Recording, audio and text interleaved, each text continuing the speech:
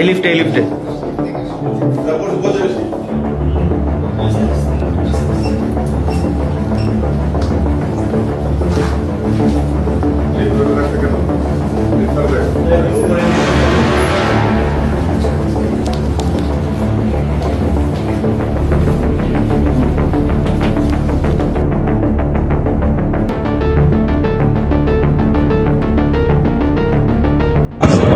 যাকে হত্যা করতে চেয়েছিল আজকে তিনি বাংলাদেশের বর্তমান প্রধানমন্ত্রী বলে মন্তব্য করেছেন রাষ্ট্রপতি আইনজীবী। অন-11-এর আলোচিত সাবেক সেনা কর্মকর্তা মাসুদের রিমান্ড শুনানিতে এ তথ্য তুলে ধরেন রাষ্ট্রপক্ষের এই পাবলিক প্রসিকিউটর।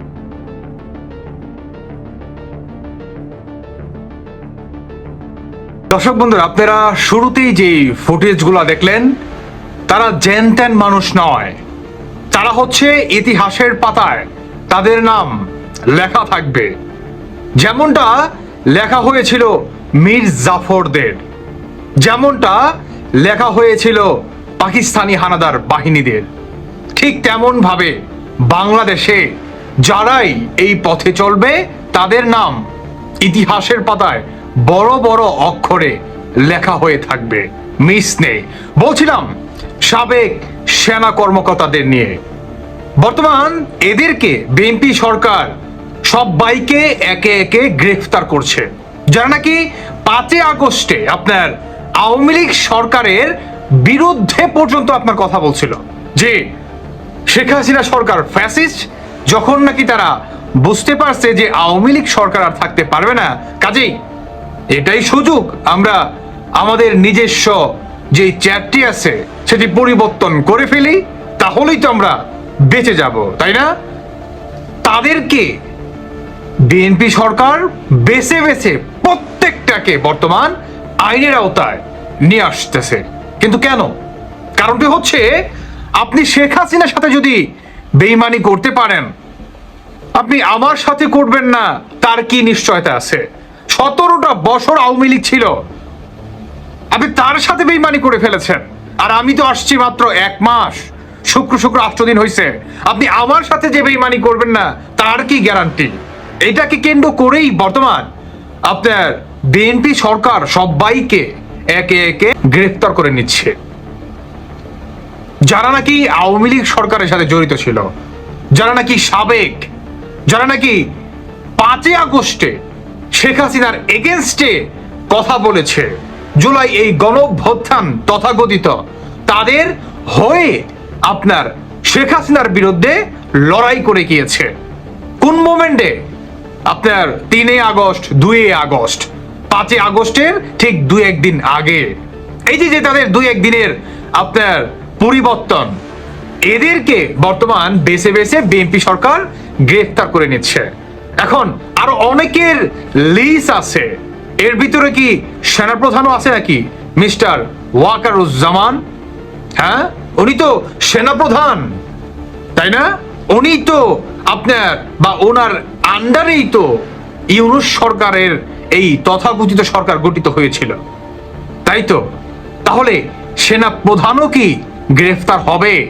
মানে একে একে সবাইকে গ্রেফতার করে নিচ্ছে বিএনপি সরকার, যখন নাকি তার নিজস্ব দল থেকে একজন সেনা প্রধানকে ধার্য করা হবে, তারপরেই কি সেনা প্রধান ওয়াকারুজ্জামান উনি কি গ্রেফতার হবে? দর্শক বন্ধুরা, আসলে সূত্র কিন্তু সেই দিকেই আগাচ্ছে।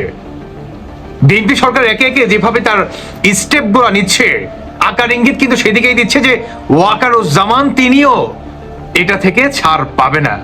আমি যে শুরুতে কথাটা বললাম যে মীর জাফরদের নাম বাংলাদেশের পাতায় লেখা থাকবে। আপনি বেইমানি করে আর যাই হোক, হয়তোবা কিছু দিনের জন্য, কিছু ক্ষণের জন্য আপনি ভালো থাকবেন, টাকা পয়সা অর্জন করবেন, ধন সম্পদ আপনি অর্জন করবেন, সবকিছুই করবেন, কিন্তু সেটা দীর্ঘস্থায়ী হবে না।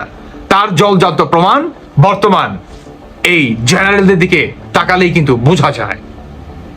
তারা ভেবেছিল আমরা শেখ হাসিনার বিরুদ্ধে যাই, বেঁচে যাব, কিন্তু বিএনপি সরকার কিন্তু এদেরকে বর্তমান চেপে ধরছে।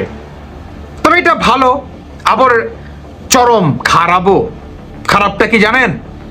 যদি আপনার এইরকমই হয় যে যেহেতু আমাদের বাংলাদেশটা গণতান্ত্রিক দেশ, তাই সরকার পরিবর্তন হবে, এটাই হচ্ছে স্বাভাবিক একটা প্রক্রিয়া।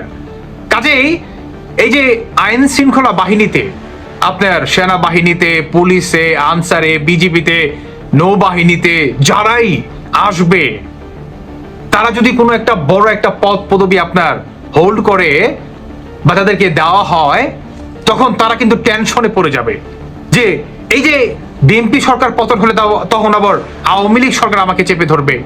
এই যে একটা মনে করেন ধরাধরি, এমনি করে কিন্তু আমাদের বাংলাদেশের সামরিক বাহিনীতে একটা সময় সৈনিকের কিন্তু শূন্যতা দেখা যাবে। এটা কি আপনারা ভাবছেন? মানে আওয়ামী লীগের সময় আপনি খুব ভালো, আবার যখন আওয়ামী লীগ সরকার পতন হয়ে যাবে, যে সরকারে আসবে সেই সরকার আবার তাদেরকে মনে করেন ধরে ধরে জেলে পড়বে। আবার বিএনপি যখন আসবে, বিএনপির অধীনে যারা নাকি বড় পদ পদবিতে ছিল তাদেরকে ধরে ধরে আপনার জেলে পড়বে। এতে করে কি হবে? কেউ কি সামরিক বাহিনীতে আপনার যোগ দিবে? পুলিশে কেউ চাকরি করবে? বলুন তো, চাকরি কেউ করবে? দিন শেষে রাষ্ট্রের জন্য কেউ কিন্তু ভাবে না। এটা হচ্ছে দুঃখের বিষয়। যেই সরকারই আসুক না কেন তার পা চাটতে হবে। কেন কেন? আওয়ামী লীগ তো 17 বছর ছিল, বিএনপির খুব বেশি দরকার ছিল কি এদেরকে গ্রেফতার করার? খুব বেশি। এদেরকে তো অন্যভাবেও শাস্তি দেওয়া যেত, তাই না?